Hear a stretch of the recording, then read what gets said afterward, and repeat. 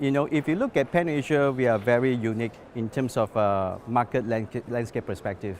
We have multicultural, in this part of the world, and of course, I think a lot of governments right now, especially with the telcos, they are really emphasized on the digital transformation. If you look at the infrastructure perspective, this has played a very important role to any countries that we have been talking to, many of the operators that we have been dealing with. So with that, DZS can bring a lot of value really into the challenges that a lot of operators are basically encountering. For instance, we are basically specializing in terms of the access edge. We do have the optical edge, the cloud edge, and also in terms of the subscriber edge. So we think this solution perspective can able to bring a lot of value to our customer, and they can able to use that to value proposition to the customer's point of view.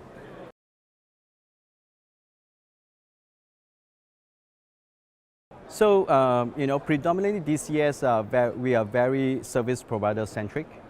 That means we are handling a lot of tier 1 operators across the entire Pan Asia. Of course, we do have the enterprise market, which is comprised of hospitality, the retail, the MDU, and also in terms of the education sector. So this will give us a very good mixture in terms of business revenue across two different landscape or sectors perspective.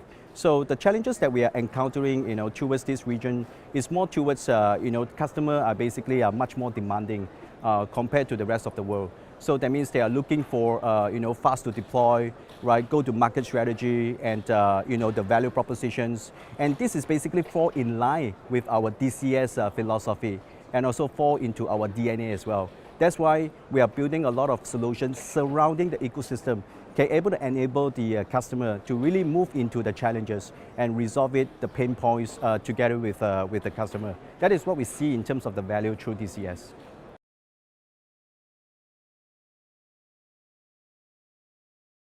So we do have two different sets of partners. We have local partners are basically engaging with us on the daily basis to manage all the customers that we have. Like I just mentioned in the second questions, we do have customers surrounding, not only limited to the service provider, we do have customers across the enterprise market as well.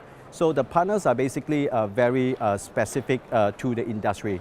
Of course, the partners that we have towards the service provider, predominantly they are very experienced, and we have been collaborate with them for many years. So that will give a very strong bond between us and the partners to really work into the operators.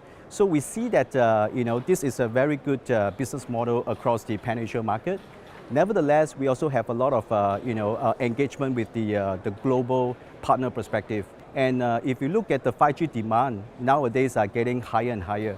The uptake for the bandwidth, for the subscriber, the machine-to-machine learning are getting much more intensive. So with the partners that we have in place on the global arena perspective, this will give us a very good synergy to work into those accounts that whereby they want to bring the 5G to the next level.